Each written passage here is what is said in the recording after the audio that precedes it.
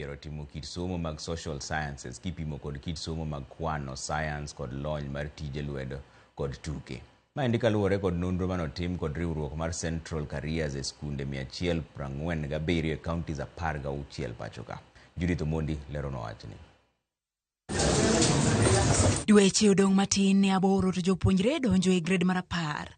Ka wich bar masani jopuonj jonyuol kod jopuonjre nigo, to en lai mar somo ma jopuonjre dhi yiero e grade no mar 10.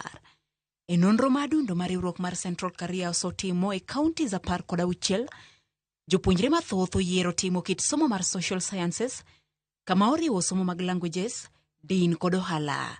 Somo mag science kod kwano to biro e namba mar 2, ka tije lwedo kod tuke to oyier kod jopuonjre 4,400 e kwan mar jopuonjre 16,000 mane otimnegi nonro.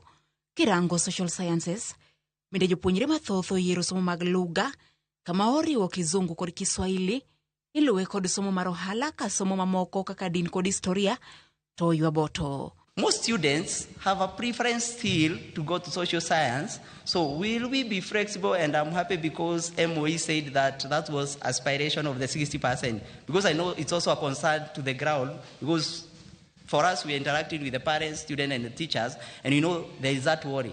What if the cutoff was the 60% is made and my child does not qualify? Kata kamano jolony koni pod nitie gik mathoth ma owinjo rang ka yiero ne nyithindo lai ma winjo gi kaw.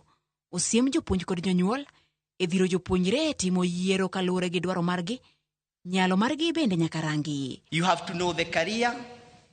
You come to the subject that will take you to that career. That subject is housed under which track, then you go to pathway. So without knowing the career, even choosing the subject combination, because what if my child performs exceeding expectation in every area?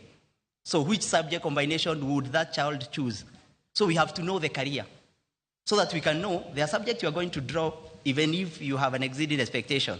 What if my child is performing approaching expectation in all the areas? So we have to understand the tracks. Kadul makonyo jopuonjre timo yiero KUPS koni gisechako timo yikruok makare kendo jopuonjre idhi tae yo makare. Began to seriously think about developing, underlining and recalibrating our career guidance activities and career guidance strategies and moves to suit the transition that is taking place in the education landscape. And we will endeavor to create tailored experiences that will meet the unique needs of each and every learner within the Republic in all those areas. Kalore kod lai ma jopuonjre owinjo kaw, ibiro yiero skunde 12.